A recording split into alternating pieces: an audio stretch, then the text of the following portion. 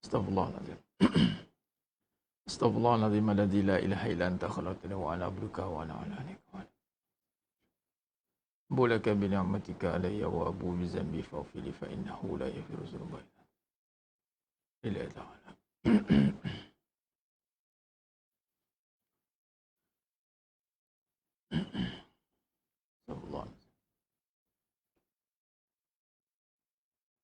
Assalamualaikum warahmatullahi wabarakatuh. Bismillahirrahmanirrahim. Innal hamdalillah nahmaduhu wa nasta'inuhu wa nastaghfiruh wa na'udzu billahi min shururi anfusina wa min sayyiati a'malina. May yahdihillahu fala mudilla lahu wa may yudlil fala hadiyalah.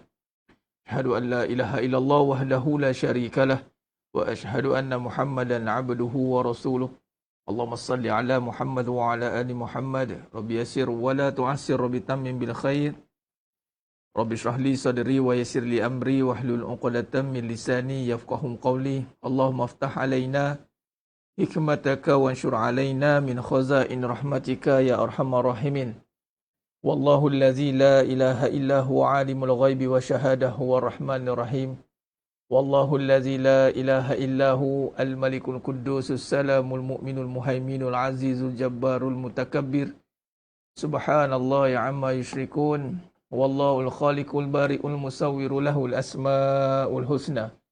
Yusabbihu lahu ma fis samawati wal ard wa huwal azizul hakim. Wala hawla wala quwwata illa billahil aliyyil azim wala manja minallah illa ilaihi amma ba'du. Ayuhal mu'minun ittaqullah usikum wa iyaya bitaqwallah faqad fazal muttaqun. Alhamdulillah, sidang jemaah yang dimuliakan Allah Subhanahu taala, para penuntut Akademi Rotul Furqan, muslimin muslimat, hadirin dan hadirat. Mudah-mudahan kita semua tergolong dalam golongan hamba-hambanya yang benar-benar bersyukur. Amin ya rabbal alamin. Alhamdulillah. Summa alhamdulillah ala kulli hal, alhamdulillah ala kulli ni'mah.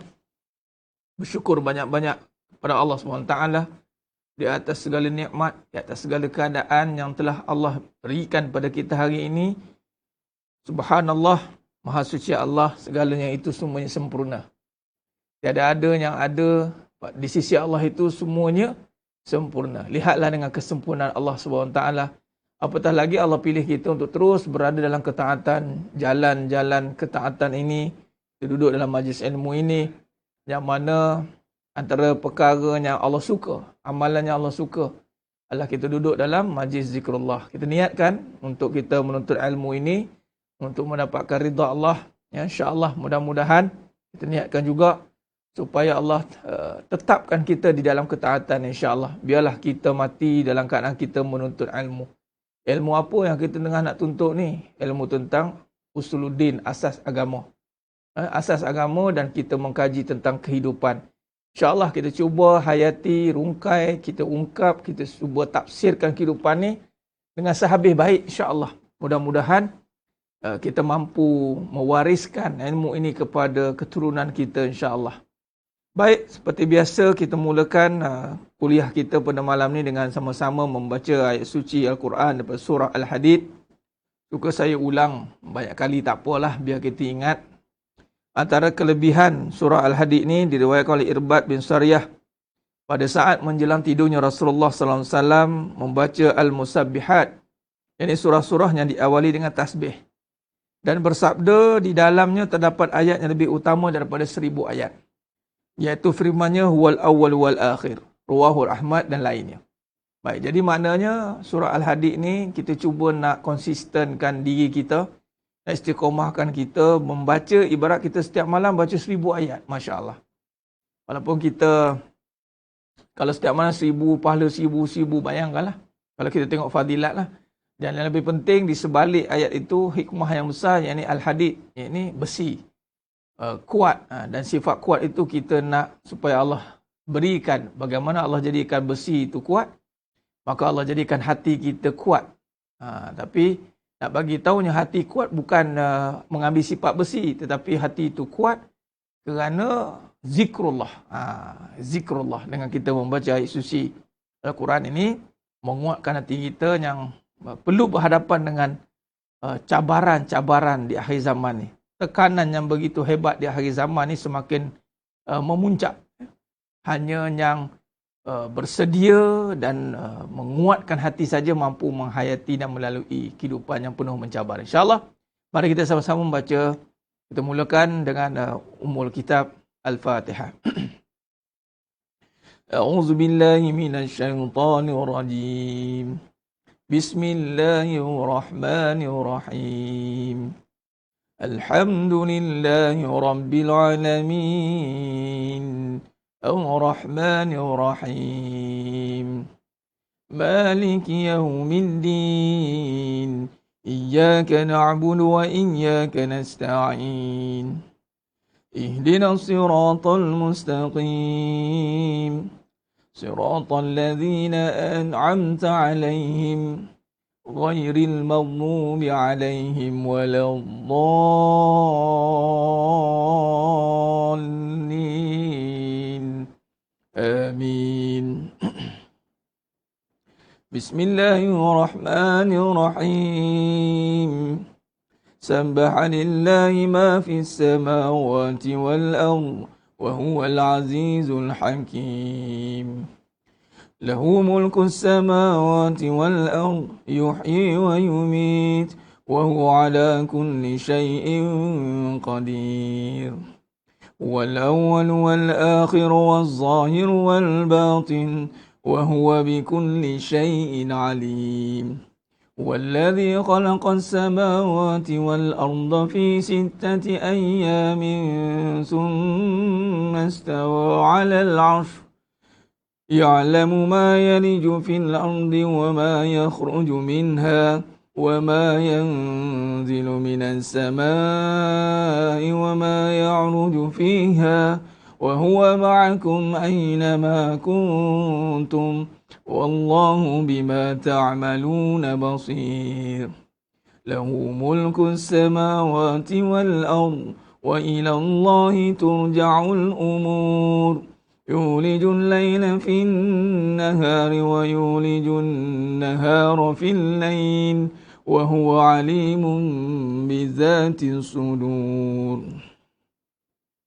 آمنوا بالله ورسوله وأنفقوا مما جعلكم مستخلفين فيه فالذين آمنوا منكم وأنفقوا لهم أجر كبير.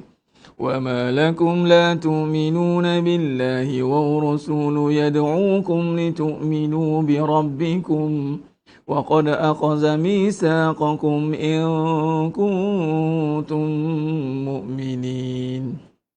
هو الذي ينزل على عبده آيات بينات ليخرجكم من الظلمات إلى النور وإن الله بكم لرؤوف رحيم. وما لكم ألا تنفقوا في سبيل الله ولله ميراث السماوات والأرض لا يستوي منكم من أنفق من قبل الفتح وقاتل أولئك أعظم درجة من الذين أنفقوا من بعد وقاتلوا وكلا وعد الله الحسنى والله بما تعملون خبير. من ذا الذي يقرض الله قرضا حسنا فيضاعفه له وله أجر كريم. يوم ترى المؤمنين والمؤمنات يسعى نورهم بين أيديهم وبأيمانهم بشراكم اليوم جنات تجري من تحتها الأنهار خالدين فيها ذلك هو الفوز العظيم. يوم يقول المنافقون والمنافقات للذين آمنوا انظرونا نقتبس من نوركم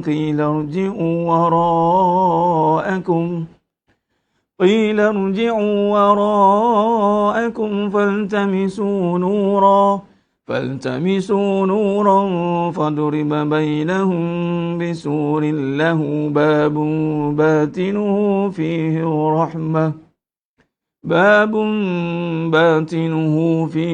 رحمة وظاهره من قبله العذاب ينادونهم ألم نكن معكم قالوا بلى ولكنكم فتنتم أنفسكم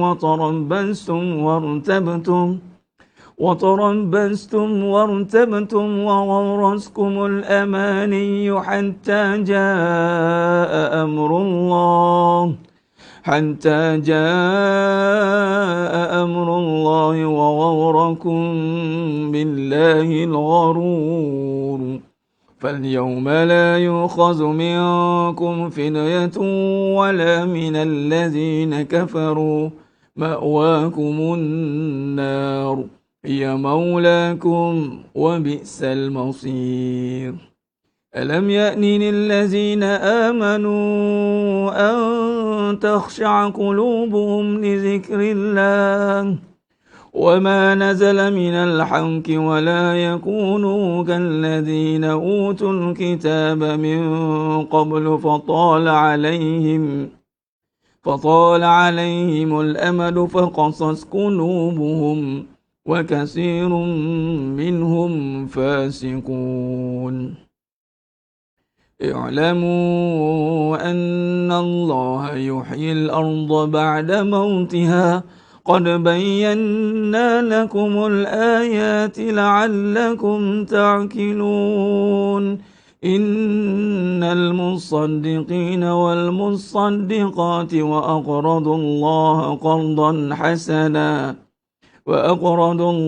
قرضا حسنا يضاعف لهم ولهم أجر كريم والذين آمنوا بالله ورسله أولئك هم الصديقون والشهداء عند ربهم لهم أجرهم ونورهم والذين كفروا وكذبوا بآياتنا أولئك أصحاب الجحيم اعلموا أنما الحياة الدنيا لعب وله وزينة وتفاخر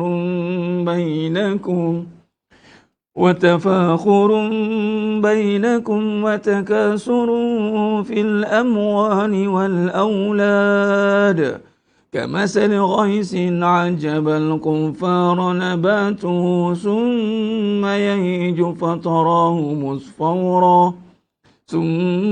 يهيج فتراه مصفرا ثم يكون حطاما وفي الآخرة عذاب شديد ومغفرة من الله ورضوان وما الحياة الدنيا إلا متاع الغرور سابقوا إلى مغفرة من ربكم وجنة أرضها كأرض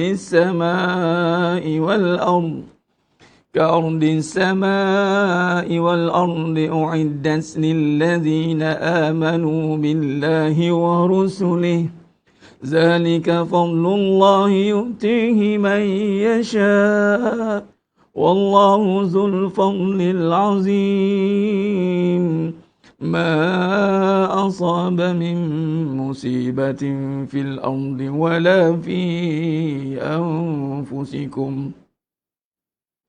ولا في أنفسكم إلا في كتاب من قبل أن نبرأها إن ذلك على الله يسير لكي لا تأسوا على ما فاتكم ولا تفرحوا بما آتاكم والله لا يحب كل مختال فخور الذين يبخلون ويأمرون الناس بالبخل ومن يتول فإن الله هو الغني الحميد لقد أرسلنا رسلنا بالبينات وأنزلنا معهم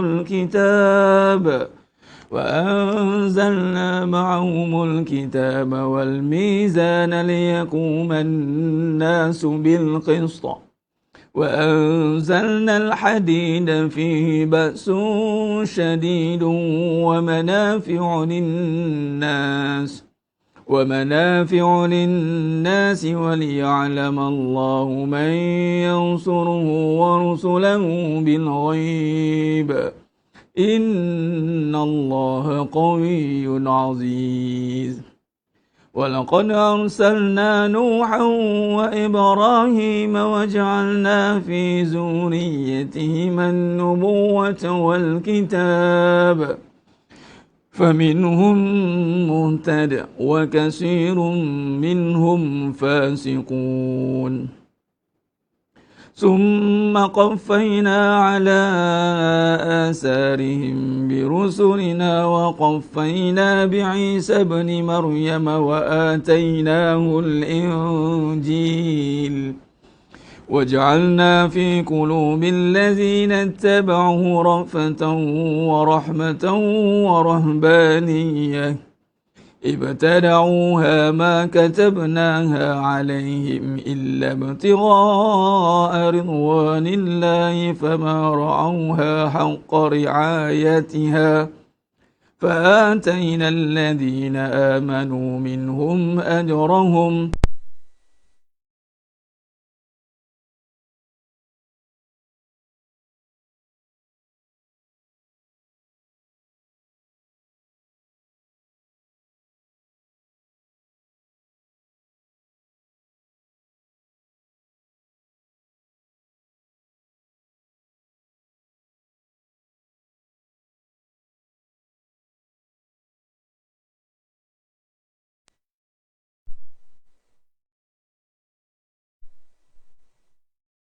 آمنوا اتقوا الله وآمنوا برسوله يؤتكم كفلين من رحمته ويجعل لكم نورا تمشون به ويغفر لكم والله غفور رحيم لئلا يعلم أهل الكتاب ألا يقدرون على شيء من فضل الله وأن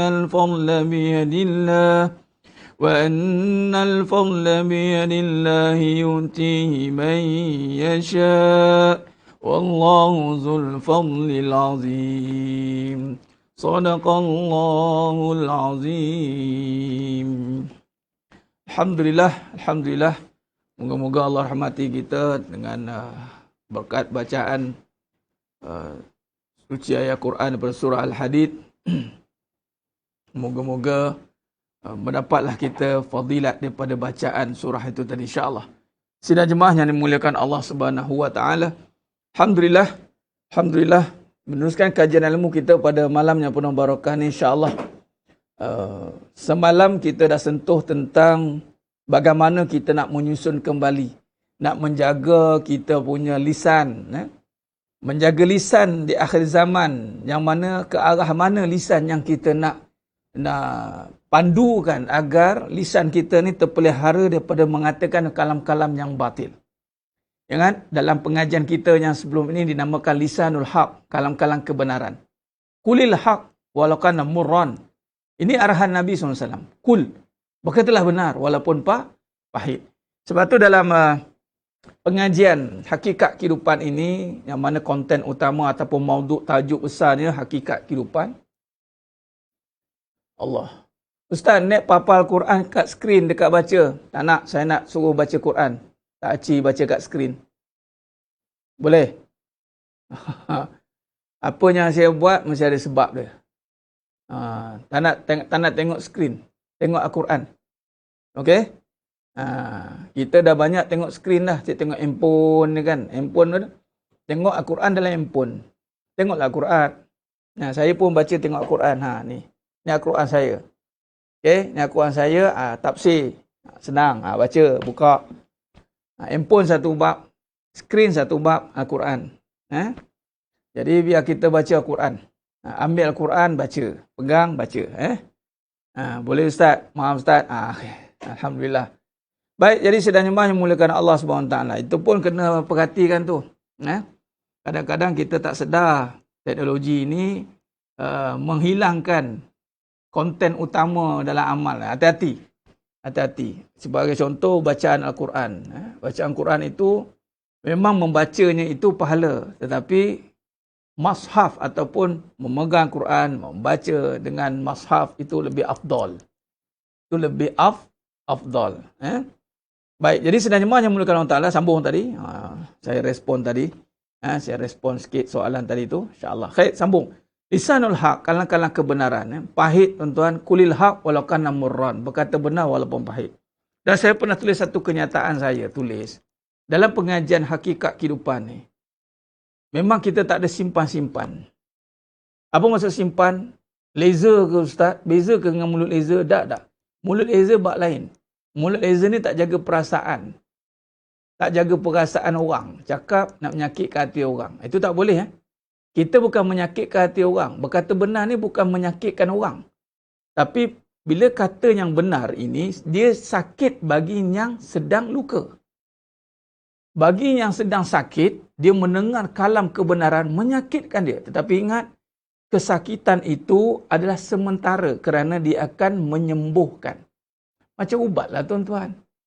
Ubat kan, kalau orang luka, letak ubat. Ataupun letak dia panggil apa, iodine ke, letak detol ke, letak apalah, alkohol yang membersihkan tu kan. Alkohol ubat lah. Menjerit kawan. Dia sakit tapi menyihatkan. Sakit tapi menyihatkan. Tapi bagi yang dah sihat, bila dengar kalam kebenaran, dia menguatkan tuan-tuan. Dia tidak menyakitkan dah. Dia menguatkan. Sebab tu peringkat pertama pengajian itu memang kita membersihkan. Takhalli, pembersihan. Dan kita masih lagi pada tahapan membersihkan. Banyak. Yang mana kalau kita lihat, terutama dalam pengajian kehidupan ni tuan-tuan. Sedang nyembah yang mulakan Allah SWT. Dalam pengajian kehidupan, take note dan bantu sebarkan kat sahabat-sahabat, kawan-kawan, siapa-siapa saja. Amanah kita menyampaikan ilmu yang kita sedang belajar ni adalah kita nak membezakan bainal haq wal batil. Kita sedang merungkai, ini Al-Quran, mashaf lah, mashaf. Al-Quran, kata nama lain baginya adalah Al-Furqan. Jadi sekarang ni, dengan Al-Quran ini, Al-Furqan ini, kita nak terjemahkan dalam kehidupan, tuan-tuan. Lalu kita mengkaji kehidupan yang tidak mana, adakah kehidupan yang tidak bersandar pada kebenaran, ada kehidupan yang tidak bersandar, yang bersandar pada kebatilan. Maka peringkat pertama dan sekarang ni kita masih lagi melihat kalam-kalam yang mana perkataan-perkataan itu tak sepatutnya kita lontarkan. Tetapi bagi yang tidak mengkaji, dia tidak akan perhati. Sebab tu Alhamdulillah yang mana mengikuti pengajian, yang duduk dalam apatah lagi yang mendaftarkan diri dalam mendaftar diri ini meletakkan diri ni sebagai penuntut. Tajuk apa malam ni Ustaz? Tajuk ni sama, Pasca Akhir Zaman. Saya tajuk ni bersambung-sambung. Jadi sekarang ni persiapan zaman kita lah untuk kita memperhalusi kembali percakapan kita yang mana yang bersalahan dengan iman. Iman adalah yang utama. Kita nak tengok percakapan-percakapan yang mana bersalahan dengan iman. Dan di sini dia kena ada kaedah dia tuan-tuan. Sebab tu yang mana mengikuti pengajian, Alhamdulillah Allah bantu. Ada yang akan menegur, bukan menegur sebab saya ni lebih pandai ke tahu. Tidak, wallahi. Saya tidak mahu menjadi sebagai orang kata apa, yang pandai-pandai, yang mengarang-arang, menyuruh-nyuruh. Tidak. Tetapi dengan ilmu tu tuan-tuan, anda mahu tidak mahu, anda kena terima. Sebab kita berdasarkan kebenaran. Bukan sekadar kajian lagi tuan-tuan ya. Kita bersandarkan kebenaran. Bagi contohnya sebelum ni saya ada tegur. Tentang bagaimana yang menggunakan, ya cerita tentang hadis, tiba-tiba cerita tentang fikiran. Nabi cerita tentang keluhan seorang hamba fulan ini, keluh tentang kesakitan. Mengeluh ni bukan sekadar fikiran. Mengeluh ni adalah daripada percakapan yang datang daripada hati yang tidak redha. Hati yang tidak redha dengan takdir Allah. Dia cakap.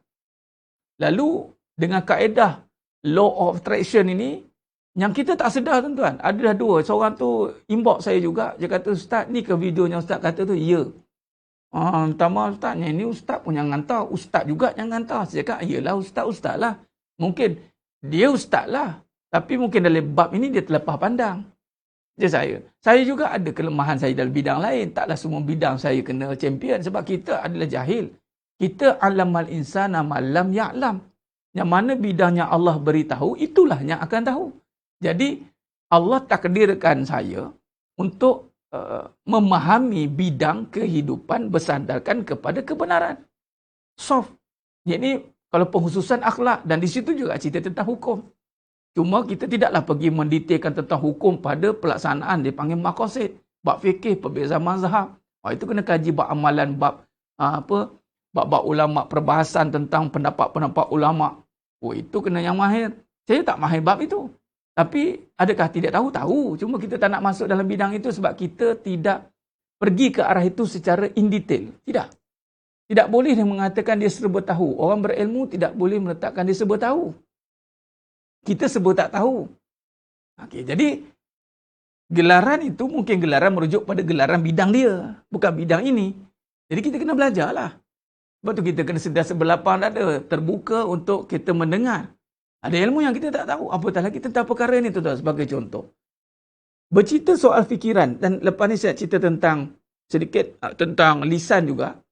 Yang mana akhir zaman ni kecelaruan kita dalam nak membezakan antara yang mana yang dikatakan perasaan, yang di mana dikatakan keadaan. Ini keliru ni, tuan-tuan. Banyak kalam-kalam batin yang keluar tanpa sedar. Tanpa sedar kalam-kalam batin ni menjadi pegangan.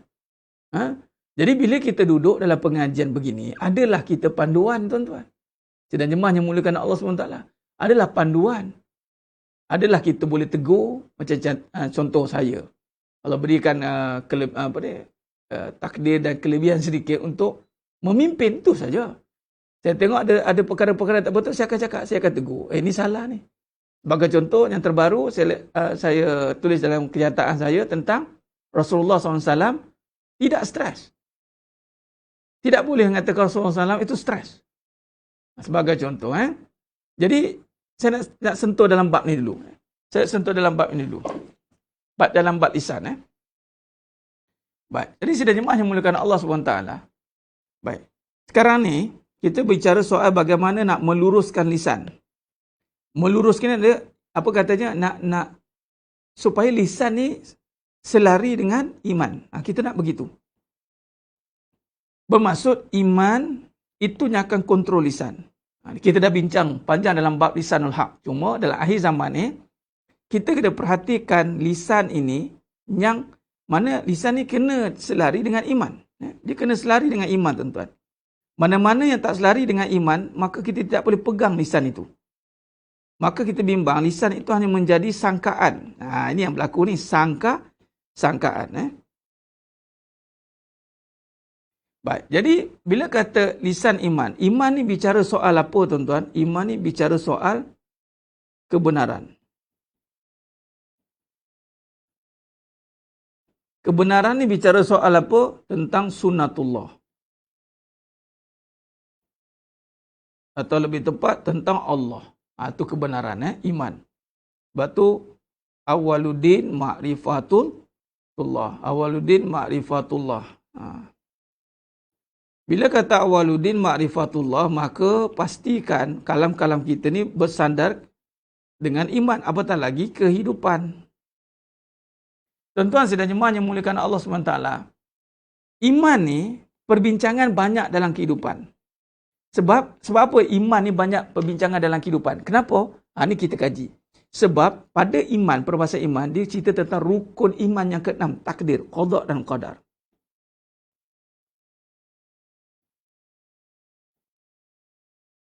Beriman dengan takdir baik dan takdir buruk yang baik.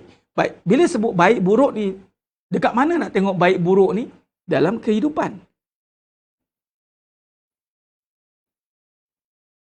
Nah, di sini nak tengok dalam kehidupan. Maka sebab tu iman ni bicara soal kehidupan. Yang mana kehidupan dia melibatkan apa? Kenapa iman jadi yang kontrol kehidupan, Ustaz? Sebab dia akan melibatkan, dipanggil kepercayaan atau keyakinan. keyakinan. Keyakinan ni tidak datang tiba-tiba. Kita tengok dulu apa kepercayaan dia. Kepercayaan dia. Kepercayaan dia itu yang benar, barulah boleh pergi pada keyakinan. Yang mana keyakinan ini akan pergi kepada pegangan. Sebab itu, ada kepercayaan yang tidak boleh jadikan keyakinan. Lalu, jauh sekali nak jadikan pegangan. Kepercayaan ini, dia hanya pergi kepada keadaan. Itulah yang panggil kepercayaan nenek moyang, dia panggil. Kepercayaan nenek moyang, dia panggil. Nampak? Dia akan tengok. Sebab tu keadaan, misal kata, sebab tu saya beritahu, jangan belajar dengan keadaan. Sebab keadaan ni boleh jadi sangkaan. Boleh jadi sangkaan. Kita tak pasti apa yang kita tengok itu adakah berdasarkan keyakinan, pegangan, berdasarkan iman atau sangkaan. Nampak? Jelas? Okey, baik. Jadi, lisan itu mestilah mengikut kepada KPI yang selari dengan kehendak kebenaran sunnatullah. Selari dengan kehendak iman. Dia mesti selari. Jelas. Baik. Jadi, kalau kita lihat contoh, bila sebut tentang sangkaan, dia akan pergi pada keadaan. Kenapa dikaitkan tentang Nabi SAW? Contoh. Bila sebut tentang Nabi SAW, perkara yang mesti kita kena letakkan adalah Nabi adalah maksum, sempurna. Okay. Sekarang ni keadaan Nabi apa? Keadaan hidup Nabi apa? Keadaan hidup Nabi itu penuh dengan cabaran. Cabaran. Sehinggalah Nabi digelar Nabi Ulul Azmi. Ada 6 Nabi. Apa Nabi Ulul Azmi ini? Yang kuat dicabar. Cabaran kuat, tuan-tuan. Baik. Tidak bermakna cabaran yang tinggi atau tekanan yang tinggi. Itu bahasa dua berbeza ni. Pressure. Tekanan. High pressure. Pressure tinggi. Tetapi Nabi SAW tidaklah tertekan. Nabi tidaklah tertekan. Iman bukan pada tauhid ke Ustaz? Takdir bukan pada takwa. Ikut je ni. Apa ada repek mati biru. Follow yang ni dulu. Iman bukan pada takdir. Susun balik. Itu takwa tu takut Allah. Berhati-hati dalam menjaga hati. Okey? Baik, sekarang ni, bila sebut tentang kalam batil. Apa kalam batil? Yang berkata tidak melihat dengan kebenaran. Adakah Nabi hidup dengan cabaran yang tinggi, tekanan yang tinggi dan Nabi tertekan? Tertekan. Tekanan, dua benda berbeza tuan-tuan. Di sini yang nama bila kita kaji dengan kebenaran, Allah bagilah dua perkara ni. Tertekan. Dengan tekanan ataupun stres. Saya rujuk kamu dewan tuan-tuan. Amen. Kita kaji tengok. Ini keadaan dalaman. Yang mana keresahan, tekanan mental dan fizikal dia dah dalam dah kacau lah. JK. Jiwa kacau. Sedangkan memang hidup Nabi dalam tekanan. Tapi Nabi tidak tertekan. Kerana apa tidak tertekan? Kerana saya kena lukis pun nampak benda ni. Tekanan itu benda luar. Ni. Jadi load ni letak kat sini. Ni dia panggil loading.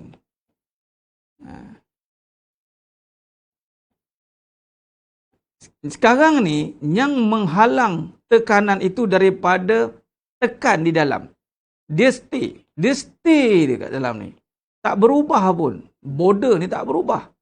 Walaupun load kelilingnya tinggi. Dia maintain dia ni. Tak bergerak pun. Tetap. Kenapa? Ni. Yang menangguh dalam ni padat. Dia ada berisi. Dia tak ada tekan. Tak ada tertekan.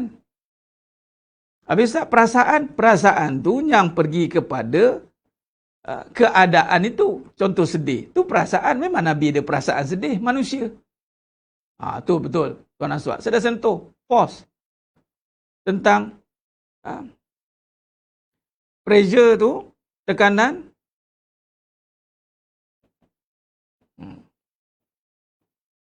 Jadi, bila area ni besar, maka dia boleh tanggung beban lah, tuan-tuan. Sebab tu, taklif ni ataupun tekanan ni atau bebanan. Tekanan, alias bebanan. Bebanan, saya kena tulis balik tajuk ni. Bebanan. Perasaan sedih biasa, tapi tidaklah dipengaruhi oleh kesedihan. Tak, perasaan tu ada. Perasaan sedih. Tapi bila kata perasaan sedih itu iman yang menjaganya, maka hilanglah kesedihan. Sebab tu Allah kata wabashiril lazina amanu. Wabashiril lazina amanu, kabarkan berita gembira bagi orang yang beriman. Jadi tekanan itu bebanan. Tapi Nabi tidak terbeban. Dia panggil bebanan, dalam bahasa tanggungjawab dia panggil taklif. Dipertanggungjawabkan. Dan apa bukti tiada beban? Ada tak dalam Quran kata? Ada. La yukallifullahu nafsan illa hus'aha. Aku tak akan bebani. Aku tidak akan beban ataupun tidak akan buat benda yang tak akan mampu kamu tanggung. Bermaksud, kalau kita lihat dalam konteks keratan rentas yang begini, tuan-tuan. Bila ada tekanan yang ada di atas ini kena belajar math structure. Tuan-tuan, belajar math structure sikit. Kita ngaji bab agama yang diterjemahkan dalam kehidupan ni. Ini semua. Al-Khwarizmi itu pakar matematik. Ibn Sina itu saintis, doktor. Dia ada begitu. Jadi, loading ni dia turun ke sini, tuan-tuan. Dia disper ke bawah. Nampak? Lainlah kalau ni yang menanggungnya macam ni. Satu je. Itu pun dia akan turun, dia akan ke bawah juga sebenarnya. Tetapi inilah pressure. Dia tertekan dah ni sebab dia tak boleh tanggung beban. Dia tertekan, dia crack, tuan-tuan. Dia akan crack. Dia tak boleh tanggung beban. Orang tak boleh tanggung beban, dia akan tertekan. Jadi kesimpulan tertekan adalah orang tak boleh tanggung beban. Bila tak boleh tanggung beban, tertekan, hancur. Tapi Nabi tidak tertekan. Nabi lagi ke depan. Sebab Nabi menanggung beban dengan iman.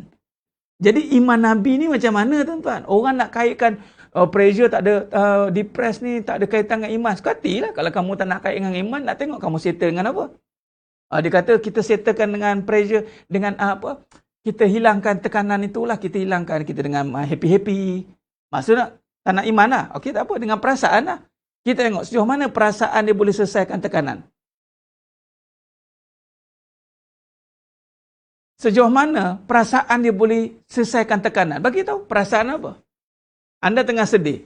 Anda nak gembira. Sejauh mana kegembiraan? Apa jenis kegembiraan anda nak bagi dekat orang yang sedih tadi? Katalah dia sedih hilang handphone. Anda nak gembirakan dengan apa? Beli handphone baru? Okey, hilang lagi, beli lagi. Hilang lagi, beli lagi. Apa lagi anda nak buat? Bagi jalan-jalan? Okey, isteri tengah tension dekat rumah. Bawa pergi keluar jalan-jalan. Okey, sekali boleh, 2 kali boleh. Bila pergi tempat sama, katanya, boarding lah bang, tempat yang sama. Anda nak gimana lagi? Sebab itu iman iman Nabi sentiasa meningkat pula tu. Iman Nabi tak turun-turun, tuan-tuan. Iman Nabi tingkat-tingkat, sebab itu bebanan yang diterima oleh Nabi luar biasa. Tapi Nabi tidak terbeban. Kerana Nabi boleh tanggung beban. Apakah yang menanggung beban? Iman. Iman menanggung beban. Sebab tu orang yang iman yang hebat, dia sanggup menanggung beban yang hebat. Apakah beban yang besar? Mati. Sebab tu para syuhada, tuan-tuan, sanggup mati, tuan. Allahu Akbar.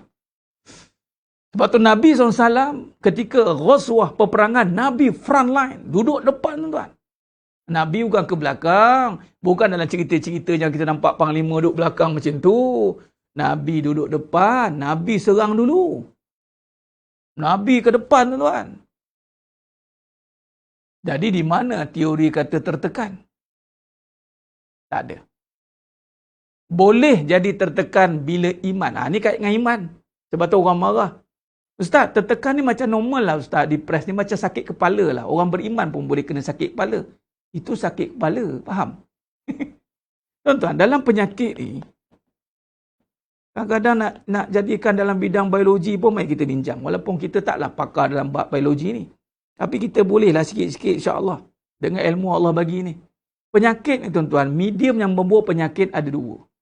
Pertama dipanggil udara. Atau nafas. Dalam badan yang membawanya darah.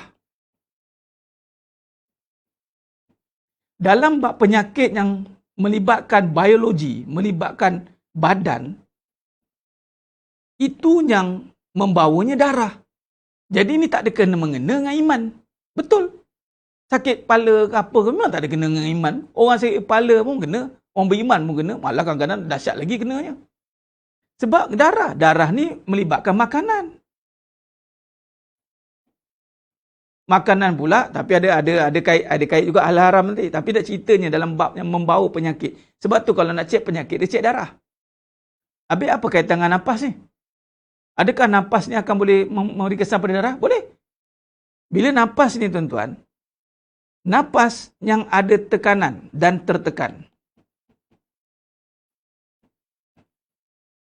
Apa yang berlaku? Di mana datang darah ni tuan-tuan? Adakah darah datang sendiri? Tidak. Dengan nafas. Nafas ni lah oksigen. Bila tertekan ni tuan-tuan, maka di sini dia akan mengganggu sistem aliran darah. Soal sekarang ni, tertekan ni boleh jadi sebab, berbagai sebab tekanan. Sebab tu nafas ni, orang yang tertekan, nafas dia tak stabil. Dia panic attack. Dia panic attack. Tutak, nafas. Sekarang ni, nafas ini. Sebab itu, bila nafas, dia boleh masuk dua keadaan. Nafas yang membawa kepada kesan radioaktif. Kita mengaji bab biologi kita malam ni. Tak apalah, radioaktif. Yang membawa daripada gelombang-gelombang, daripada teknologi ke apa ke. Dan satu benda yang jarang kita nak tekankan. Apa dia? Keraguan. Ragu ni tuan-tuan, penyakit yang akan membawa kepada tertekan tadi. Dia terlampau, sebab tu iman, orang beriman, dia stop dekat masa depan. Dia tak ada lagi nak prediction. Dia tak ada nak prediction. No. Sebab tu orang beriman, dia tidak pergi kepada sangkaan. Buat apa kita nak sangka benda yang kita tak nampak? Nanti ragu tuan-tuan. Anda nak sangka rezeki cukup ke tak cukup? Cukup ke tak cukup? Anda nampak tidak? Tak nampak, janganlah. Sebab tu jangan pergi kepada benda yang anda tak tahu. Ambil tahu. Sebab tu fas'alu ahla zikri in kuntum ta'lamun. Sebab tu agama itu berdasarkan ilmu, bukan sangka. Ilmu, cari. Tak tahu bab rezeki, cari, fahamkan. Tak tahu bab tentang pressure hidup, fahamkan. Orang yang tak faham lah orang akan tertekan. Aku tak faham lah dengan hidup ni. Aku tak faham lah dengan hidup ni. Mula dia stres tu. Dia stres tu. Lepas tu, sudahlah. Nampak?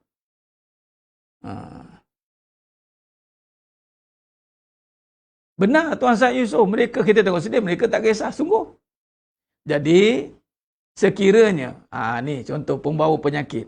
Maka berbalik dengan penyakit yang dibawa oleh ragu. Ragu, dia masuk dalam nafas tuan-tuan. Ragu ni akan mengganggu nafas. Nafas ni sistem keyakinan.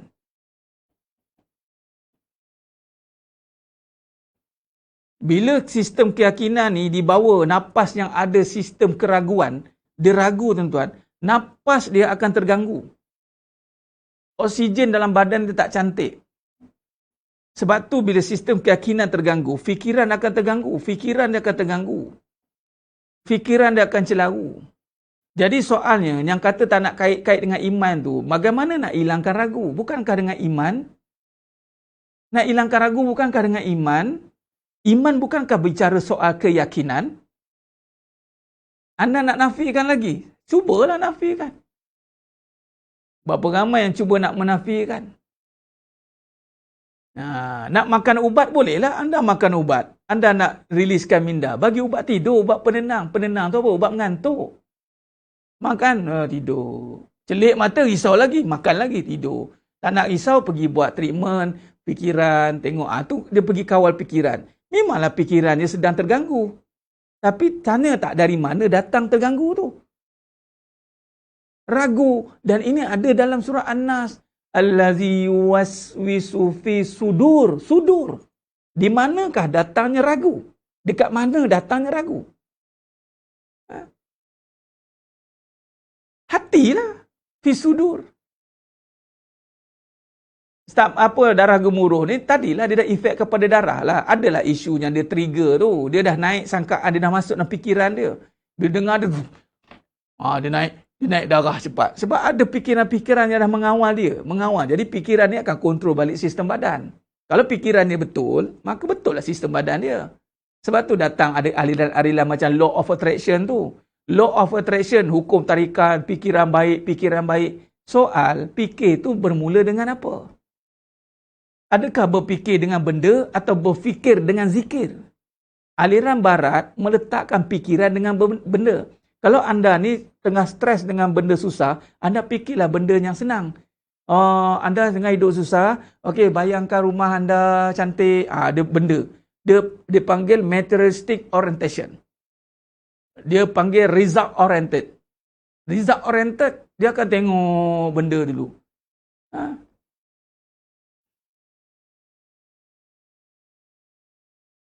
Jadi sidang jemaah yang muliakan Allah Ta'ala, ragu datang dari hati. Sebab tu ragu ni, kan Allah dah kata, Allazi waswisu fi sudur. Was-was. Ragu ni bermula dengan was-was.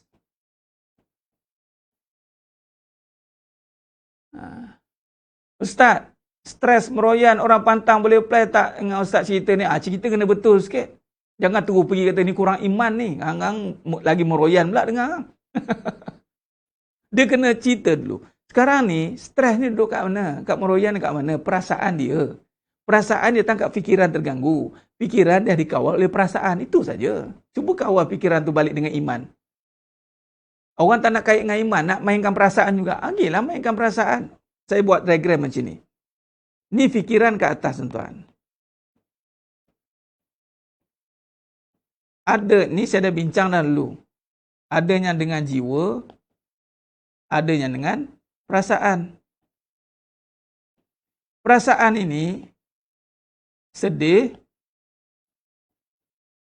dan gembira. Jiwa ni iman je, tuan-tuan. Iman ni bahagia, jiwa ni bahagia. Habis Ustaz yang kata sakit jiwa tu, bila dia tak selesaikan perasaan dia, bila dia ikutkan perasaan, maka jiwa akan tertekan, sakitlah. Contoh, dia asyik main sedih gembira. Dia nak carikan keadaan. Bila keadaan dah tak boleh jalan, maka tengok-tengok jiwanya dah sakit. Faham tak? Sebenarnya jiwa tu wa nafsi wa ma sawaha, jiwa dah sempurna tapi tak guna.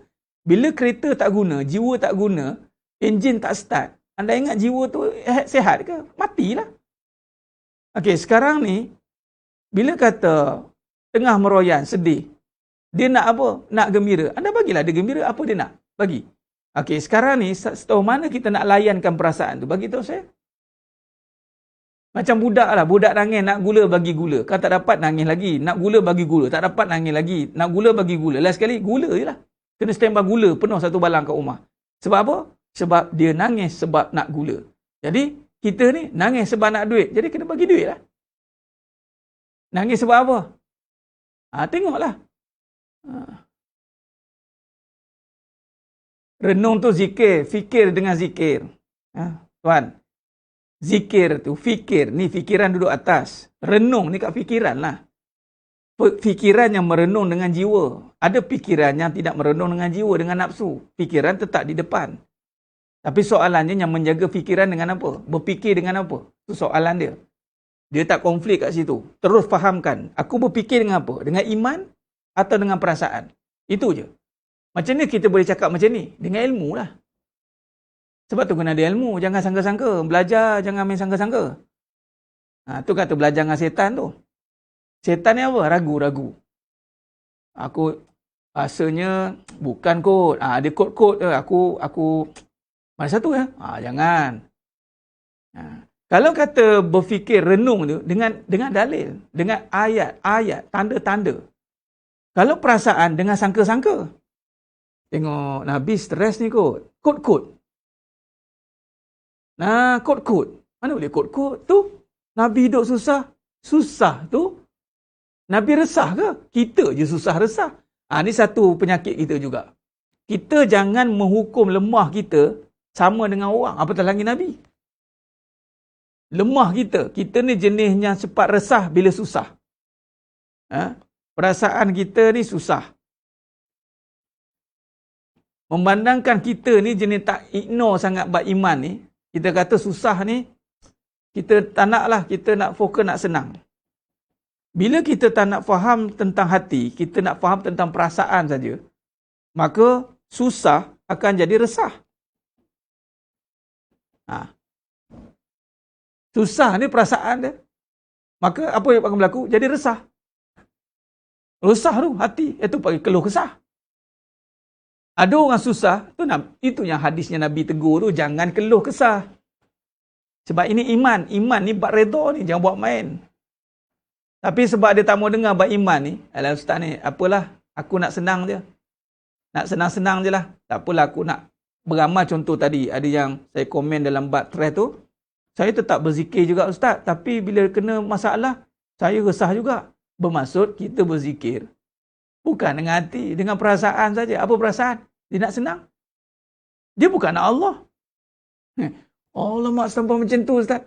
Anda zikir tu nak ingat Allah ke nak ingat senang? Apa macam mana nak ingat Allah ustaz? Zikirlah dengan faham. Zikir tu dengan sebut subhanallah, ya Allah sempurnanya, ya Allah. Kaji. Sebab tu zikir tu mengaji, belajar, buka, ngaji tentang Allah. Ngaji tentang Rasulullah, ngaji tentang qada qadar, kaji tentang akhirat. Itu zikirlah tu. Tapi kalau sebut dia nak senang, razak, pum, kena susah. Allah ustaz, gelabah saya. Dah kamu sebut tadi apa benda? Kamu sebut razak, tapi ingat duit. Faham? Oh, gitu tu ustaz. Lah. Nabi, bila sebut razak, ingat Allah tuan. Sebab tu Nabi tidak stres. Jiwa Nabi kuat. Sebab tu Nabi layak diuji dengan hebat-hebat. Gitu ujian sikit dah pening. Sebab apa? Ni. Dia masuk. Dia masuk ke teritori yang tadi ni. Ni tuan. Loading tuan. Jadi maknanya, sebab tu kadang-kadang orang cakap orang beriman pun kena juga, mengacau juga. Nampak? Kita konon-konon tak nak bagi tu. Iman tak boleh selesaikan masalah lah. Tak ada tak semua benda. Ada orang kata macam tu. Sebab apa? Sebab dia akan jadi halusinasi. Betul tu Ustazah Khairani. Dia halusinasi tu bisikan. Atau itu nama syaitan, dia bisik. Ustaz, bagaimana nak nasihat sahabat yang baru kematian orang tersayang yang menghadapi kemurungan? Ini soalan ni saya pernah lalui oleh seorang yang kematian suaminya mati terkejut. Muda lagi, anak baru lahir. Memang tak boleh move on lah. Dan sahabat itu adalah yang datang kuliah saya di satu tempat di Damansara. Suami dia tu, orang yang minat selalu dengar. Dan saya tahu meninggal, innalillah. Saya terus pergi kat Kedah. Mak isteri dia down terus lah. Saya tanya satu je. Ingat siapa? Saya tanya, ingat siapa? Ingat suami ke ingat sayang suami? Saya cakap itu. Wan, ingat siapa ni? Ingat suami ke ingat sayang suami? Dia tanya macam tu terus macam. Kenapa Ustaz tanya macam tu? Kalau ingat suami mati dah. Kat dalam kubur lah. Habis yang puan duduk menangis ni ingat siapa? Rindu, sayang. Saya nak tanya, bila dah tak ada, kenapa boleh rasa rindu, sayang? Sebab tak nampak suami kan? Kalau nampak, tak rasa sangat rindu, sayang tu tak? Soal. Allah tu bersifat ghaibul ghaib, kenapa tak rindu, sayang tu? Puan, yang puan rindu sayang tu bukan suami, Allah. Suami mati dalam tanah dah. Yang puan rindu tu, rindukan Allah. Dia nyanda tuan. Boleh saya minta izin dulu. Mak dia ada. Boleh tak saya bercakap? Izin saya cakap. Tapi saya cakap terus ni.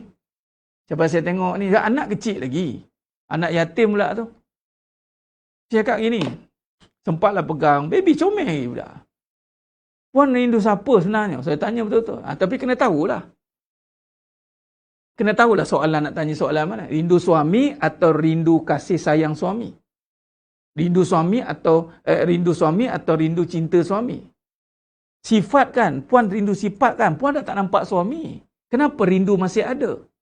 Menunjukkannya rindu itu bukan manusia. Suami dah mati. Saya cakap macam itu. Tapi nak cakap ni, puan kena yang betul, minta izin lah cakap. Mungkin kadang tu mungkin dia dah blok. Doakan dia dulu. Bismillah. Mungkin sebab perjalanan jauh saya pergi dengan seorang jemaah tu 3 jam. Semata-mata nak pergi situ. Pergi saya cakap direct macam tu. Terus dia. Lepas tu saya follow up. Ustaz, terima kasih Ustaz. Iman masuk. Pum. Allah. Suami pula orang baik. Orang yang baik. Orang baik. Mengajar. Tapi sebab tak sempat nak transfer ke isteri. Memang give up tuan dia. Dia duduk. Mak dia dah kata dia tak boleh dah buat apa dah katanya. Tanya soalan tu. Tanya soalan yang berkata tentang rindu siapa? Rindu suami atau rindu kasih sayang suami? Ingat siapa? Soalan dia ingat tadi. Ingat suami atau ingat kasih sayang suami? Kalau ingat suami, suami dah mati. Kenapa masih sayang? Yalah Ustaz. Jadi sayang tak mati kan? Yang tak mati siapa? La yamut. Pergi pada Allah tuan-tuan. Terus pergi pada Allah. Dia Allah bagi kekuatan. Dan ni pernah berlaku juga dekat satu kes dah meninggal dah arwah tu. Perempuan tuan-tuan. Dia dapat tahu kena kanser. Saya selalu cerita ulang ni. Dia tak balik rumah tuan-tuan. Dia tak balik rumah 3 hari. Anak-anak kecil juga. Dia dapat tahu kanser stage 4. Dia dengar langsung tak nak balik rumah. Ada seorang sahabat ni bawa jumpa lah Ustaz, ceritalah sikit, cakap-cakap sikit dengan dia ni. Saya cakap, nak cakap apa? Tak apalah, bawa lah datang. Tuan-tuan, waktu itu inilah dia kebenaran. Kita cakap dengan iman. Kita tak mainkan perasaan dia. Sabarlah puan. Saya tak cakap dengan isteri arwah tadi, sabarlah puan. Saya tahu puan mengalami situasi yang sukar. Ya, kalau saya kat tempat puan pun, saya pun tak tahulah macam mana saya nak hadapi. Jadi puan banyakkan bersabar, ya. Yalah, Allah akan gantikan yang lebih baik. Kata-kata tu nampak okey, tak ada masalah. Tapi dia bukan pergi dengan keyakinan, tuan-tuan. Kita berkata untuk selesaikan perasaan dia, tapi bukan selesaikan keyakinan dia. Ketika saya cakap dengan arwah tadi tu, dia give up. Memang dah total lockdown, tuan-tuan. Total lockdown. Tak nak balik, tak nak tengok muka suami, tak nak tengok muka anak. Dia kata macam dah hidup saya dah habis. Memanglah, pergi stage 4. Tahu-tahu dah. Lagi satu medical board. Dia kerja gaji besar. 30,000 punya gaji. Kan? Anda bayangkanlah dia punya loss dia macam mana. Saya kata apa? Puan minta maaf saya nak cakap. Saya kata apa? Puan hidup dunia puan dah habis. Saya cakap itu. Puan dah gagal dunia. Ya, terima kegagalan dunia. Gagal. Dia dengar terkejut. Tapi puan ada satu lagi kehidupan yang dinamakan akhirat. Akhirat belum gagal. Saya tak pernah lagi orang kanser masuk neraka. Saya tak pernah dengar lagi. Tapi orang putus asa, sakit hati itu masuk neraka. Tuan, puan, alang-alang dah gagal dunia bagi berjaya akhirat. Dia bunyi macam tu. Balik rumah terus, tuan. Setahun. Dia survive, dia hidup, dia buat macam biasa. Dia buat sempat buat kerja kesyukuran lagi, panggil saya datang. Lepas tu meninggal. Meninggal lah. Tapi meninggal tangan bukan tasbih, tuan. Masya Allah. Kita jangan takut. Sebab kita kadang-kadang, kita tak nampak peranan iman dalam kehidupan. Macam contoh, transfer load ni, tuan. Yang boleh menanggung beban kehidupan itu iman. Apa ni? Keyakinan. Subhanallah. Keyakinan. Iman ni bicara soal keyakinan lah tuan-tuan. Orang yang percaya pun dah boleh survive dah. Percaya baru belum yakin. Saya pernah ditanya oleh seorang India tuan-tuan. Dia a lawyer. Dia is lawyer perempuan. Dia kata apa? Why you so confident about heaven, syurga? And then you tak pernah tengok lagi syurga. Why you so confident about syurga? Hereafter, hidup lepas mati. Saya cakap, it's about belief. My belief. Keyakinan. Belief dan kepercayaan saya cakap. You, kenapa you boleh percaya besok? Sedangkan besok pun tak tahu. Nampak? Dia terfikir. And then you, bila you nak survive dalam bisnes, you percaya you boleh buat. Kenapa you boleh percaya? Benda tak nampak. Dia mula pening. Dan nak tahu tak kepercayaan you dengan keyakinan saya? Di mana bezanya? Ketika saya memikirkan, meyakini tentang heaven, saya tenang. You memikirkan tentang you punya target sale, you memikirkan tentang you business, you resah. So you punya kepercayaan tak betul. Saya beat kat situ tuan. Diam dia. Sikit lagi cakap masuk Islam tak? Main ni dia. Saya cakap terang. Tuan-tuan, mungkin, iyalah, setiap orang ada bidang masing-masing. Ada yang berjaya mengislamkan, Alhamdulillah, itu takdir Allah. Ada mungkin anda mungkin berhadapan dengan orang yang men-challenge kita. Cuma saya nak bagi tahu, insya-Allah, saya yakin. Apa dia? Kalau anda boleh buat saya tenang, tanpa ada duit, tanpa ada dunia, dan saya tenang, saya ikut anda. Saya cakap itu. Wallahi, tak ada kepercayaan ke atas muka bumi ni yang hidup tak boleh tak ada benda. Melainkan Islam. Islam boleh hidup tanpa ada benda, tuan-tuan. Dah terbukti? Dah. Sayyidina Abu Bakar Siddiq radhiyallahu an. Tu dia. Yang lain, cakaplah tak nak ada benda. Contoh, kita buat comparison lah. Belakang-belakang nak juga, tuan-tuan. Sebab tu Islam, agama yang menyantuni fitrah, kehidupan dan lumrah manusia. Dan kita boleh tak ada pun, tak makan, tak minum, kita okey. Kita boleh. Sebab apa? Ada Allah. Ni berbalik pada perbahasan kita. Allah adakan. Allah adakan. Bab dunia ni tuan-tuan, ni kita sambung. Sambil cerita ni kita ceritalah. Sebab apa? Sebab anda bayangkan, dan saya tulis dalam kenyataan saya cakap, Nabi SAW mengajar tentang Allah tuan-tuan. Ma'rifatullah. Nabi lah paling kenal Allah. Jadi, bila tengok dunia ni sifatnya diadakan. Khalas. Sebab tu, jangan pakai sifat ada dah. Jadi, barang-barang dunia ni semuanya anda zahir ni, yang zahir hari ni hari, sebut dia, Allah adakan. Mulai hari ni hari, terus pakai. Allah adakan dunia. Allah adakan suami. Allah adakan anak. Kalau tak ada. Innalillah. Dan kepada Allah kembali dah. Okey, itu bab dunia. Dalam bab sifat tentang gaib, iaitu sifat-sifat contoh kaya, sifat-sifat gaib yang tak nampak, rezeki. Ni saya nak kongsikan insya-Allah. Ini hikmah pengajian akidah ni tuan. Kuat. Ini semua ni dan semuanya kita rujuk pada Asmaul Husna lah yang terpuji dengan Allah. Ini billah. Billah dan bismillah. Sebab ini merujuk pada Asmaul Husna. Lalu kita namakan bismillah. Sebab tu memadai dengan bismillah kalau Nabi ajar. Kalau makan bismillah. Nak tambah doa tu tambahlah. Tak ada masalah. Tapi bismillah. Sebab nama Allah ni kuat nama Allah. Rezeki nama Allah. Kaya nama Allah sebenarnya.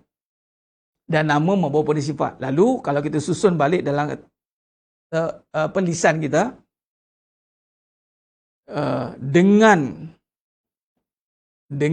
kekayaan Allah.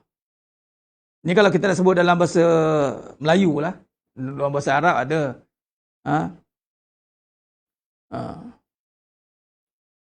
Allahumma inna nas'alukal huda wa tuqa wal afafa wal ghina, antaranya doa. Banyaklah masyhur, yang masyhur dan maksur ada. Tapi ini kita nak cakap dengan faham. Dengan kekayaan Allah. Satu. Dengan kekayaan Allah. Adakan. Dengan kekayaanmu ya Allah. Anda susunlah. Tapi yang penting ada kekayaan nama Allah. Dengan kekayaanmu ya Allah. Adakanlah dunia untuk aku. Adakanlah harta untuk aku. Dengan rezekimu ya Allah, adakanlah duit untuk aku. Sebab kekayaan rezeki. Sebab sifat kekayaan, kaya rezeki ini ada dah tanpa ada permulaan. Akhirlah tanpa ada pengakhiran. Kaya ada dah sebelum ada harta. Rezeki ada dah sebelum ada semua benda. Kuat ada dah sebelum adanya semua perkara. Jadi wallah, dialah Allah. Bermula dengan Allah yang memiliki kekayaan. Itu dengan tu. Sebab dengan bukan masuk baru ada. Dah.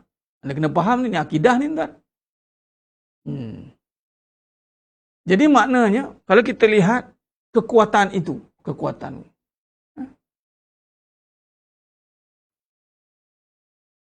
Stres dengan kerja sama. Sekejap saya nak respon. Stres ni luaran. Kerja. Stres dengan kerja. Banyak kerja. Sekarang nak letak stres ni atas apa? Letaklah atas iman. Setiap yang anda kerja tu dapat pahala. Jadi dapat pahala takkanlah stres pula. Boleh tak bubuh stres kerja tu atas pahala? Anda ingat anda kerja ni sia-sia ke? Melainkan anda memang buat sia-sia. Sebab apa? Nak duit? Tanggung lah. Anda kerja nak duit kan? Kati ya. Biarlah duit yang tanggung. Stres aku kerja. Bukan gaji banyak pun. Ish. Aku ni macam ni. Nak buat ni lagi. Nak buat ni lagi. Balik-balik. Wah. Sileman tu. Duduk. Geram aku. Aku macam nak ceraikan dia sileman tu. Siapa suruh? Anda nampak apa? Nampak duit kan? Nampak overhead kan? Kalau betul anda buat sebab pahala, stres kenapa? Katalah pahala tu tukar dengan duit. Saya nak tanya, duit dengan pahala, mana lagi mahal? Duit dengan pahala.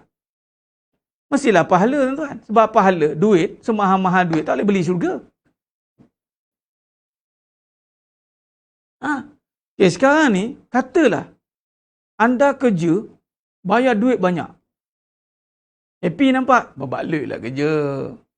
Suri rumah, bayar 1 juta sebulan. Okey sangat. Kita boleh kan?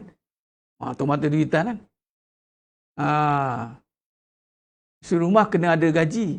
Oh, orang gaji ke suri rumah? Macam tu isteri ke orang gaji ke suri rumah? Kalau isteri ni nilai dia surga. Tak tahu nak bayar berapa. Tak tahu nak bayar berapa awak ni. Jadi syurgalah layaknya. Dan apa yang abang ada, awak ada. Abang akan bagi. Patutnya. Tak ada nak ni, mesin, basuh baju, laundry, kemas bilik, hospitality, masak, chef, katanya, jaga nursery, kira ni kalau bisnes ni bang, saya boleh cabang 10,000 sebulan ni. Hai, kau ni dah orang gaji aku ke apa katanya. Tapi orang seronok kan, kalau dia fikirkan duit, dia seronok. Pahala tuan-tuan, lebih mahal pada duit. Adakah setiap benda perkara itu tak ada pahala? Masya Allah. Semua pahala. Tak ada yang sia-sia. Jadi buatlah, ya Allah, aku buat ni sebab pahala. Hilang. Percayalah. Hilang stres. Nanti kau orang cakap pula, tak ada kena dengan iman. Tapi suka hatilah. Dia kalau tak nak lari juga, tu tak nak, tak apalah. Nak buat macam ni, iman tu adalah hidayah. Tak nak sudah. Tak nak sudahlah.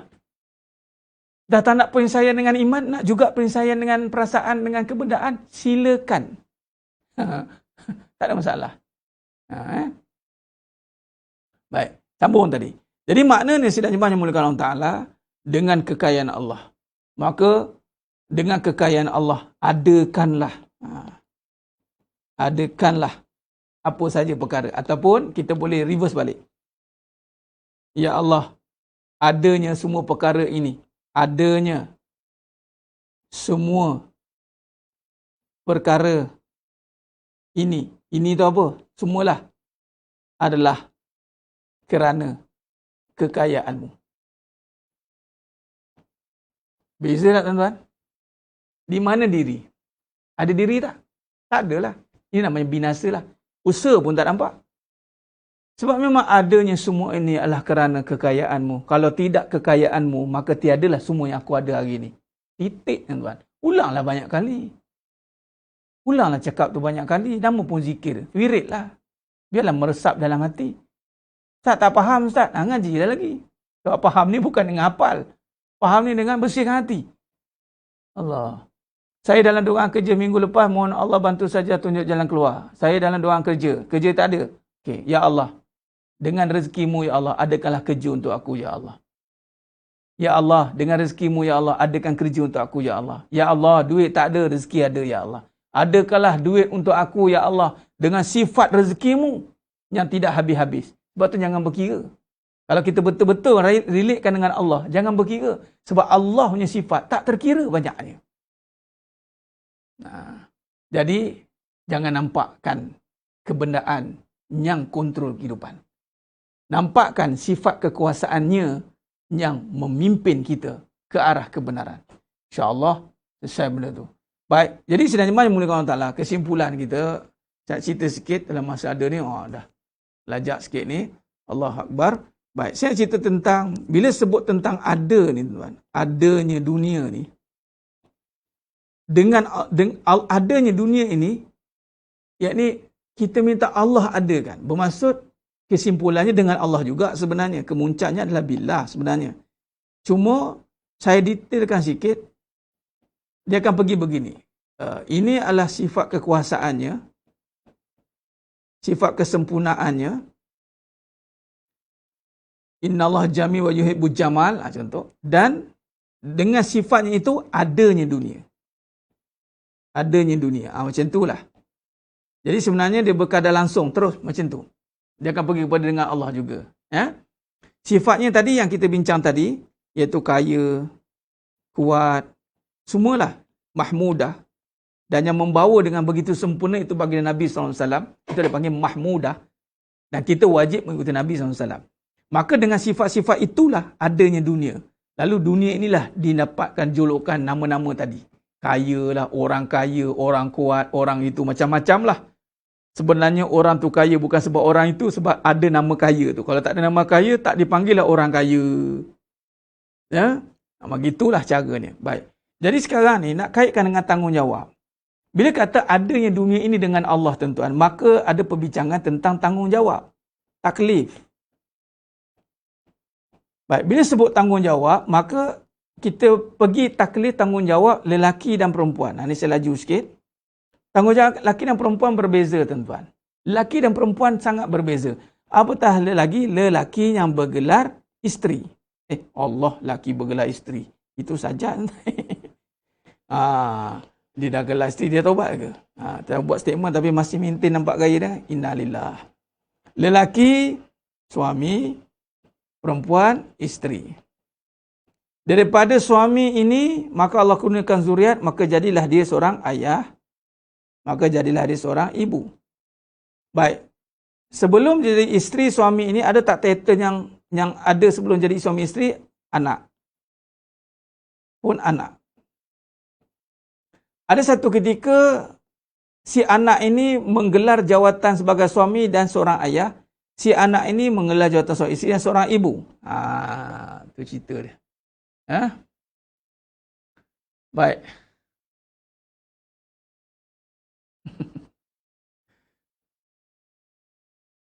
Berbalik dengan tanggungjawab, tuan-tuan. Tanggungjawab seorang anak, kita cerita bab anak dulu. Anak lelaki dengan anak perempuan. Kita boleh bezakan tanggungjawab dengan sistem apa dia? Tanggungan. Kalau anak lelaki, bila dah akil balik, kata umur 13 tuan-tuan, dan ke atas, dan dia boleh bekerja sendiri, ya, tanggungan duit ya, maka dia dah ada duit sendiri, maka si ibu dan ayah terlepas menanggung si lelaki ini. Dan hubungan lelaki ini pula, dalam hadis Nabi SAW, lelaki, nak kena ingat lelaki ini, dia ada ibu tak? Ada. Okey, bila kata lelaki ni ada ibu, maka ada perbincangan tentang hak. Allahumma salli ala Muhammad wa ala ali Muhammad. Sekejap. Saya nak bacakan hadis tentang hak. Okey, baik. Jadi sidang jemaah yang dimuliakan Allah Ta'ala, dalam satu hadis Nabi SAW, mafhum hadis, mengatakan tentang daripada Aisyah radhiyallahu anha bertanya kepada Nabi SAW, siapakah manusia yang paling berhak atas seorang isteri? Lalu Nabi kata, suaminya. Aku bertanya lagi, lalu siapakah manusia yang paling berhak atas seorang lelaki? Lalu Nabi kata, ibunya.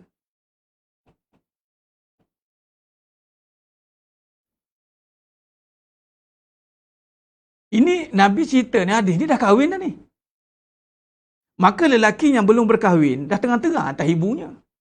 Jadi hak yang besar seorang lelaki ni, ibunya berhak atas lelaki ini. Hak yang diperlukan lah. Okay, sekarang ni katalah ibunya ini dah tak ada kerja, sakit, tak ada apa. Jadi berhak tak? Ada hak tak atas lelaki ini? Mestilah ada. Itulah dia berbuat baik, menyantuni, sampai tahap boleh menafkahi. Malah dalam faraid mendapat lebih banyak daripada perempuan. Kalau ikut sistem faraid. Dia tak ada istilah sama rata tuan-tuan. Sebab ada orang, dia cuba sama ratakan tanggungjawab. Tak boleh. Dia takkan sama rata. Lelaki bersifat qawam, pemimpin. Okey. Jadi sidang jemaah yang dimuliakan Allah Ta'ala, maka hak atas seorang lelaki ibunya. Lelaki ni pula dah jadi suami. Maka tetap ibu yang berhak atas suami. Ustaz, apa hak ibu atas suami ni, Ustaz? Adakah dia boleh kontrol semua kehidupannya? Tidak. Hak atas ibunya bagi seorang suami ni maksudnya, apa-apa hajat seorang ibunya demi kemaslahatan ibunya. Ibunya memerlukan kemaslahatan. Bukan kontrol hidup suami ni, bukan kontrol hidup anak lelaki sebab anak lelaki ni dah akil balik. Tapi apa contoh? Kemaslahatan ibunya perlukan duit. Maka ada hak. Kalau dalam sistem faraid pun, misal kata si suami tak ada anak lelaki ke, memang pecah kepada ibu dan ayah, naik ke atas tu, adik-beradik. Ini kadang-kadang yang mentaliti dunia ni kata, itulah perempuan ni kena ada duit sendiri, kalau tidak habislah. Nampak? Jadi sedang jemaah yang muliakan Allah Ta'ala. Maka besar tanggungjawab, ini namanya besar tanggungjawab tadi. Maka si suami, dah bergelar suami, dia seorang anak lelaki, maka tetap ibunya, Nabi kata, haknya besar. Bagaimana dengan seorang perempuan, Ustaz? Seorang perempuan, Nabi kata tadi, isteri terus. Maka hak seorang isteri, suami berhak atas isteri ini lebih besar. Hak. Hak ni apa? Segala kemaslahatan suami.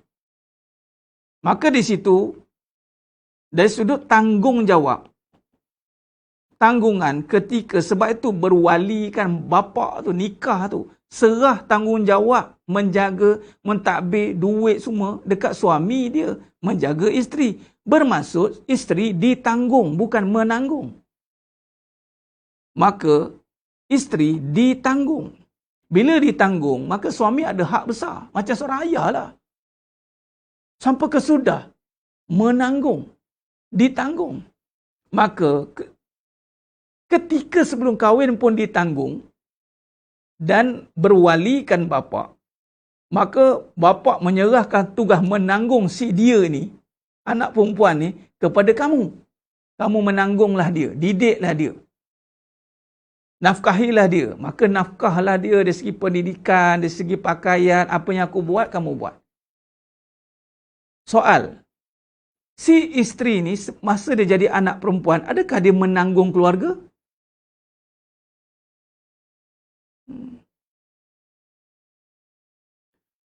Adakah dia menanggung keluarga? Ini sepatutnya kita balik pada hukum. Maka tak wajib, tak ada kewajipan seorang isteri menanggung. Sebab tu dalam faraid, kenapa isteri dapat sikit, Ustaz?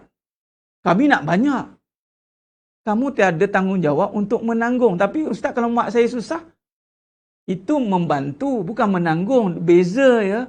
Membantu tu sunat, bukan wajib. Malah hukum asal harus je. Tak berdosa seorang anak tak bagi mak duit. Malah tak ada dosa pun seorang isteri tak bagi suami duit. Dan suami isteri pun tak ada duit.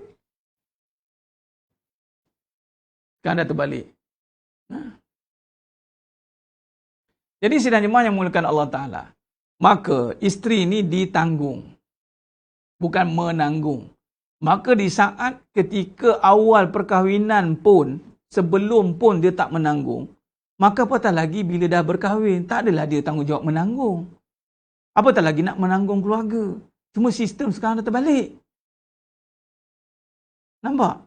Jadi anda tak boleh samakan. Tolak tepilah kalau anak lelaki tak bertanggungjawab itu.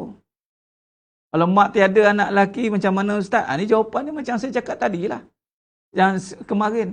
Kalau tak ada anak lelaki, nak cerita mak dia, suami dia lah menanggung. Si mak dia kan ada suami.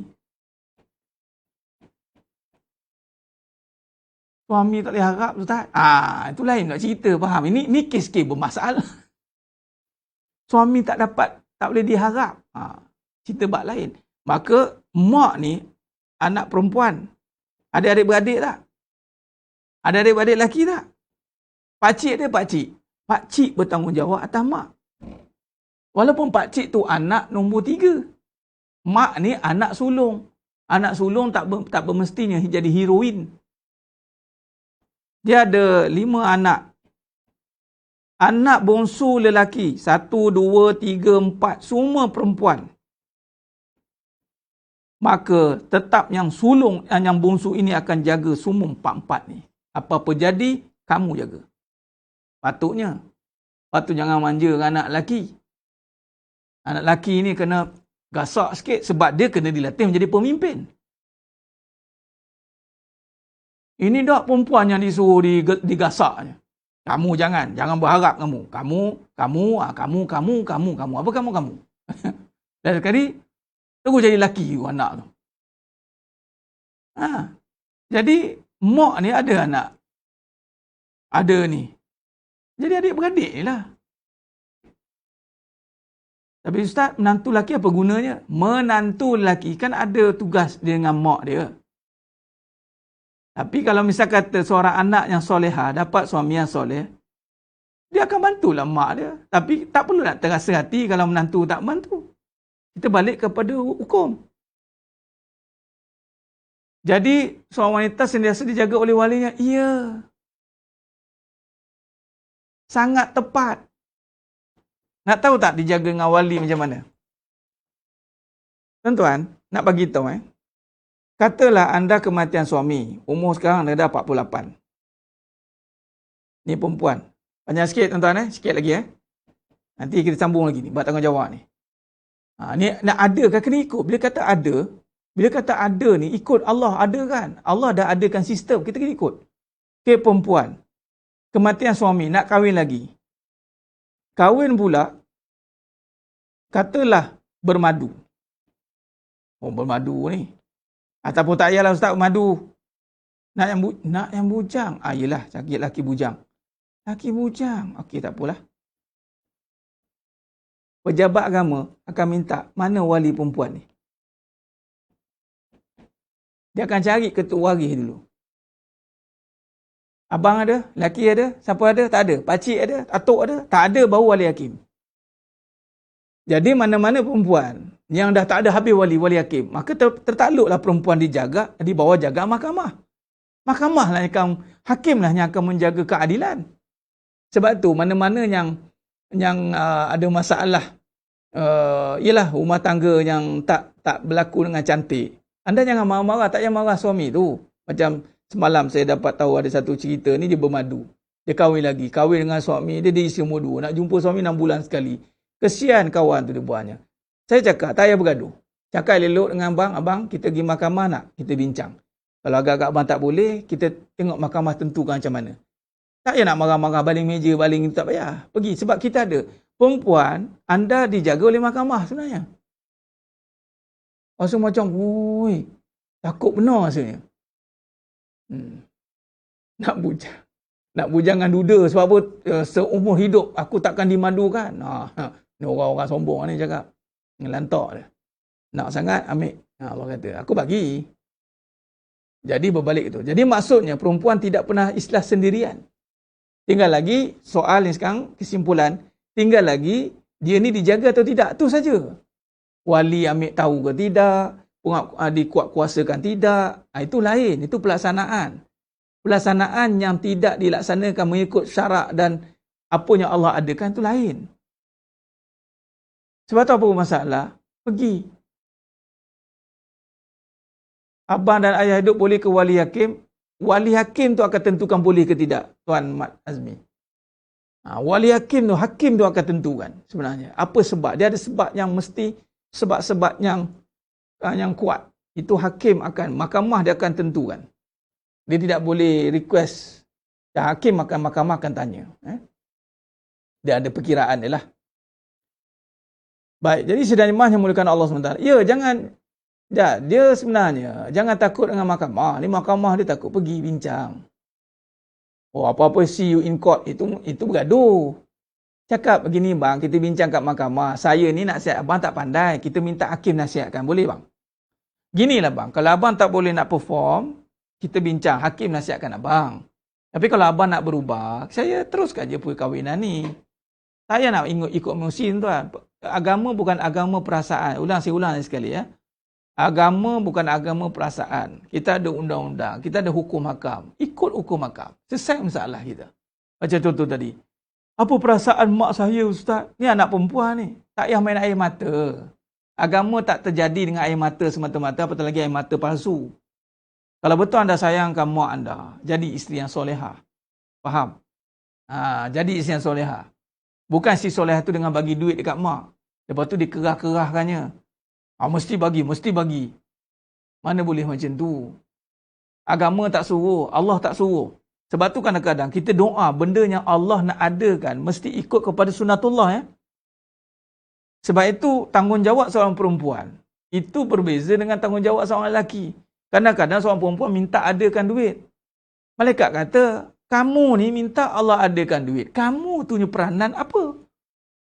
Patutnya yang minta adakan duit ni lelaki.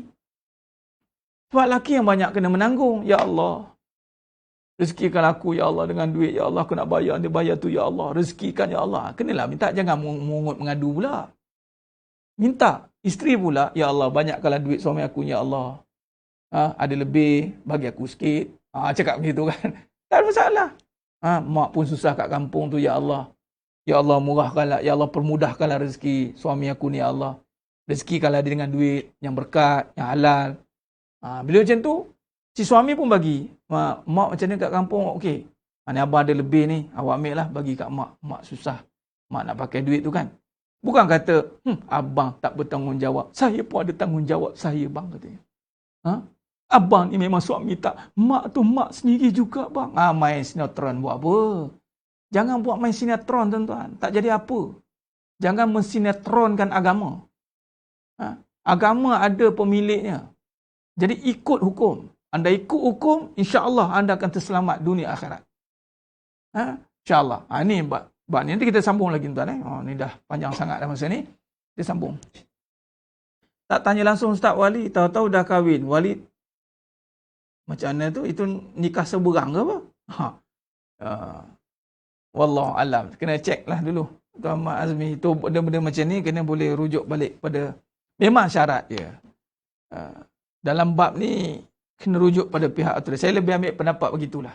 Saya tak nak mandai-mandai dalam bab hukum yang menentukan sah ke tidak ke. Jadi boleh rujuk pada yang lebih berautoriti untuk menentukan kedudukan itu macam mana. Baik, insyaAllah. Jadi saya kira cukup setakat tu dulu malam ni tuan-tuan. Banyak benda yang kita bincang malam ni, tu masa lama sikit.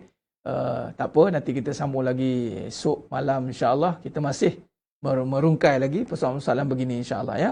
Sebab kita akhir zaman ni kita selesaikan banyak perkara supaya kita tak terkeliru dalam melaksanakan, apatah lagi melibatkan agama dan keimanan ni tak boleh bawa main ya.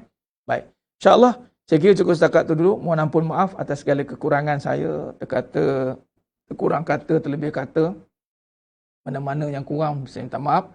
Hanya Allah Ta'ala sajalah yang mampu menyempurnakan perbahasan kita pada malam ni, insyaAllah, sehingga kita bertemu lagi pada siaran yang akan datang. Khair. Aku luka lihaza wa safallahu azim li walakum. Wabila taufiq wal hidayah. Wassalamualaikum warahmatullahi wabarakatuh. Kita tangguh dengan tasbih kafarah dan suratul As. Subhanakallahumma wa bihamdik. Asyhadu an la ilaha illa anta astaghfiruka wa atubu. Bismillahirrahmanirrahim. Wal 'asr innal insana fi khusr illa alladhina amanu wa amilus wa tawassaw bil haqq wa tawassaw bis sabr. Wallahu a'lam bissawab. Takbir. Allahu akbar.